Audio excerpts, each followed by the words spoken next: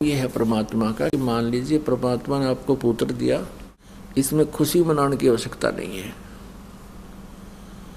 इतनी खुशी है कि भगवान ने एक आत्मा भेजी है और हम इसको प्रभु के चरणों में समर्पित करें और उसके सेवा करें, उस परमात्मा के बच्चे की, आत्मा की, लड़का हो या लड़की। अब परमात्मा कहते हैं कबीर साहब, राम रटत कन्या भली, साकट भलो न पूत। जैसे बकरी के गल में गलथना, जिसमें दूध न मूत। बकरी के गल में एक थन जैसी एक एक्स्ट्रा खाल लटकती है, थन सतन जैसी। तो उदाहरण देते हैं परमेश्वर कबीर जी के, राम रटत कन्या भली, बेटी भली तो भगवान की भक्ति करती है, और साकट भला ना पूत। साकट किसे कहते हैं? जो स्वयं भक्ति नहीं करे और जो भी उसके अधीन या उससे संबंधित है उनको भक्ति करने नहीं दे। केवल भक्ति करने से मना करने वाला ही नहीं, जैसे कई ऐसे बच्चे हैं जो इतनी शरारत, इतनी गलतियां कर देते हैं।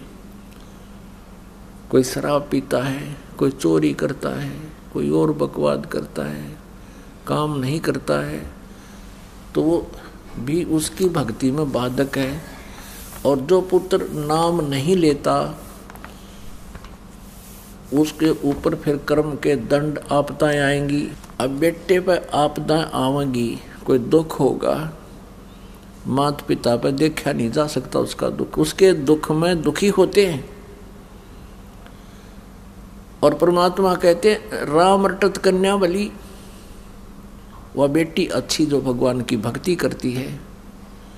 क्योंकि बेटी के ऊपर कोई कर्म का दंड आवेगा, प्रारब्ध में कोई कष्ट होगा, उसको परमात्मा की भक्ति निष्क्रिय कर देगी। उस बेटी पर आपत्ति नहीं आवेगी और बेटी दुखी नहीं होगी तो माता पिता भी सुखी रहेंगे और भक्ति आराम से कर सकेंगे।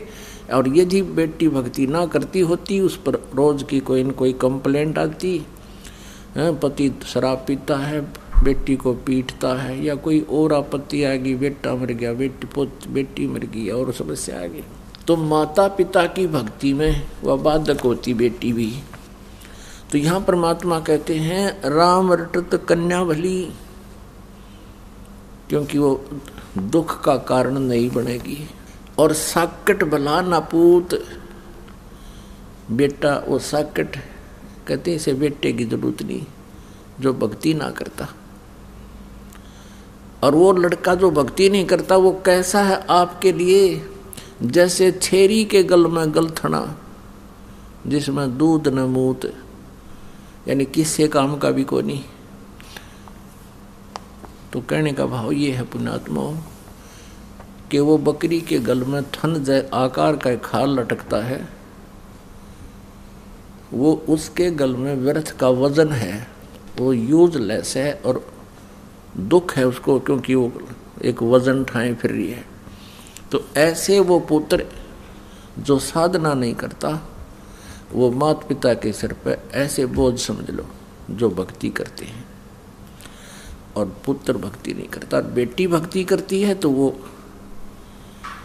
अच्छी है, वो हमारे लिए सुखदायी है, क्योंकि उसके आने वाले प्रारब्ध के कर्मों में परमात्मा इंटरफियर करेगा और उसको सुखी रखेगा।